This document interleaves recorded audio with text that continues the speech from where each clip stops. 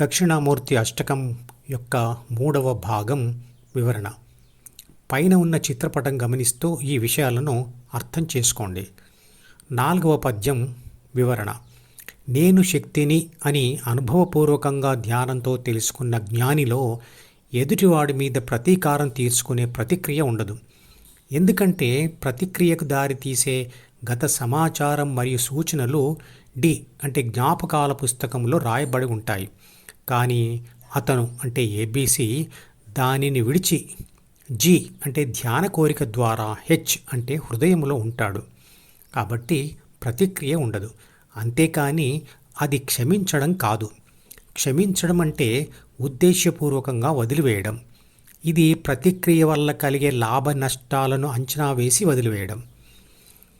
డిలోని ప్రాపంచిక సమాచారంను మరియు సూచనలను అంటే కోరికలను చదవడం లేనప్పుడు ఎవరైనా మౌనంగా ఉండవలసిందే.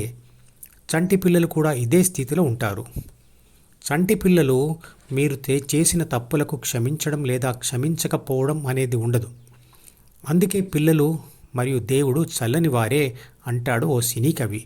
ఆ పాట యొక్క మరియు దక్షిణామూర్తి అష్టకం యొక్క లింకును ఈ వీడియో డిస్క్రిప్షన్లో పెడుతున్నాను, వినండి. ధ్యాన సాధన చేయని మనిషి డిని చదవలేని స్థితి వస్తే అతను గాఢ నిద్రలో పడిపోతాడు. కానీ యోగిలో ధ్యాన ప్రయత్నం ఉంటుంది కాబట్టి గాఢ నిద్రలో పడిపోకుండా మౌనంగా మెలకువలోనే హెచ్ అంటే హృదయంలో స్థిరపడి ఉంటాడు. మౌనం అంటే భౌతికంగా నోరు మూసుకోవడం ఒక్కటే కాదు, మాటకు మూలమైన ద్వితీయ మనసులోని డిని కూడా విడిచిన స్థితి అది. ఇక 5వ పద్యం వివరణ. నేను డాక్టర్ను, ఇంజనీర్ను, లాయర్ను, పొట్టివాడిని, పొడుగువాడిని, మగవాడిని లేదా ఆడదాన్ని అని తెలుసుకున్నంత సులభంగా నేను శక్తిని అనే ఊహ ఎందుకు రావటం లేదు?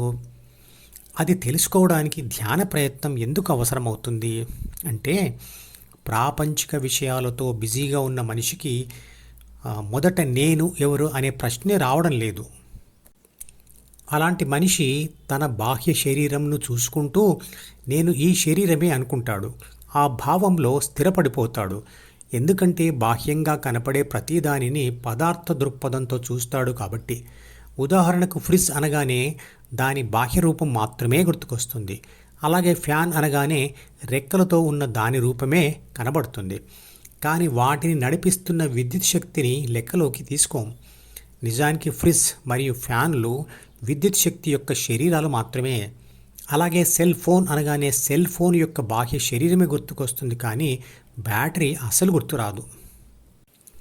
అంతేకాదు పదార్థ భౌతిక లక్షణాలను అంటే రూపం, శబ్దం, రుచి, స్పర్శ, వాసనలను శరీరమే అనుభవిస్తుంది అనుకుంటున్నాము. శరీరం పైన ఉన్న ఈ అంటే జ్ఞానేంద్రియాల వలన అవి విద్యుత్ రసాయన శక్తి తరంగాలుగా మారి చిత్రపటంలో చూపించిన డిలోకి చేరుతున్నాయని తెలియదు. అలా చేరిన వాటిని అనుభవిస్తున్నది ఏబీసీ అంటే ప్రాథమిక మనసును చదివి మరియు అహమును పొందిన ఆత్మశక్తి.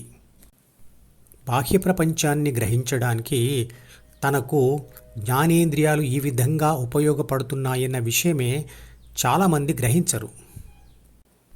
నన్ను నేను చూసుకోవాలనుకుంటూ తమ శరీరాన్ని మాత్రమే అద్దంలో చూసుకుంటున్నారు.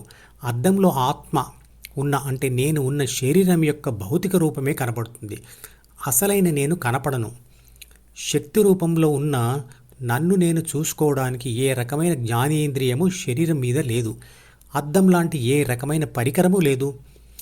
నా శరీరాన్ని కట్ చేసి తెరిచి నా కోసం లోన వెతికితే అందులో నేను కనపడను.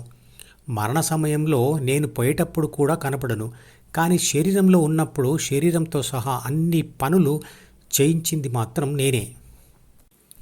6వ పద్యం వివరణ. డిలోని ఉపరితల ప్రాపంచిక సమాచారం మరియు సూచనలను అంటే కాన్షియస్ మైండ్ను అంటే D1ను మెలకువలో ఉపయోగిస్తాము.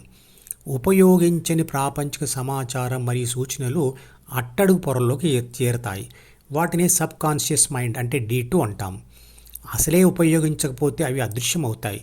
వాడని మనసు మారుతుంది అంటే అర్థం ఇదే. ఏబీసీ D1ను వదిలితే జ్ఞానేంద్రియాలతో చూస్తున్న బాహ్య ప్రపంచాన్ని వదిలినట్లే. కల కలే అని మెలకువలో తెలుస్తుంది. మరి కలకు మెలకువకు తేడా ఏమిటి? మెలకువలో కనిపించే పరిసరాలు, వస్తువులు, మనుషులు కలలో కంటే స్పష్టంగా కనపడతారు మరియు స్థిరంగా ఎక్కువసేపు ఉంటారు. అంటే మరింత వాస్తవికత కలిగి ఉంటారు. కల నిజం కాదని తెలియాలంటే కలలో కంటే స్పష్టమైన మరియు స్థిరమైనది నిజమైనది అనిపించే ఇంకొక స్థితి పోల్చుకోవడానికి ఉండి తీరాలి. సినిమా కూడా కల లాంటిదే. చూస్తున్నంతసేపు అది నిజమే అనుకుంటాం. అందుకే ఎమోషన్స్కు గురి అవుతాం.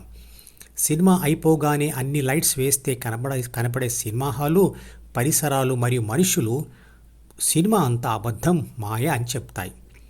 సినిమా చూస్తున్నప్పుడు అది నిజం అనిపించాలని పరిసరాలు కనపడవద్దనే హాల్లోని లైట్స్ కూడా ఆపేస్తారు. ప్రాపంచిక మెలకువలో కనబడుతున్న ఈ ప్రపంచం కూడా ఒక కల లాంటిదే అని ఎప్పుడు తెలుస్తుంది అంటే ఆధ్యాత్మిక మెలకువ కలిగినప్పుడు. అంటే నేను శక్తిని అని అనుభవపూర్వకంగా తెలుసుకున్న నాడు అదే ఆధ్యాత్మిక మెలకువ. శక్తి స్థితి పదార్థ స్థితి కంటే స్థిరమైనది, శాశ్వతమైనది. నేను శరీరాన్ని అని ఈ ప్రాపంచిక మెలకువ స్థితిలో అనుకోవడమే అజ్ఞానం. అదే ఆధ్యాత్మిక గాఢ నిద్ర అంటుంది భగవద్గీత. ఈ మధుపదం యూట్యూబ్ ఛానల్ వీడియోని సబ్స్క్రైబ్ చేసి గంట గుర్తును నొక్కి ఆల్ని సెలెక్ట్ చేసి ప్రతిరోజు యూట్యూబ్ ఓపెన్ చేసి అడుగున ఉన్న సబ్స్క్రిప్షన్ బటన్ నొక్కితే అన్ని లేటెస్ట్ వీడియోలు చూడవచ్చు.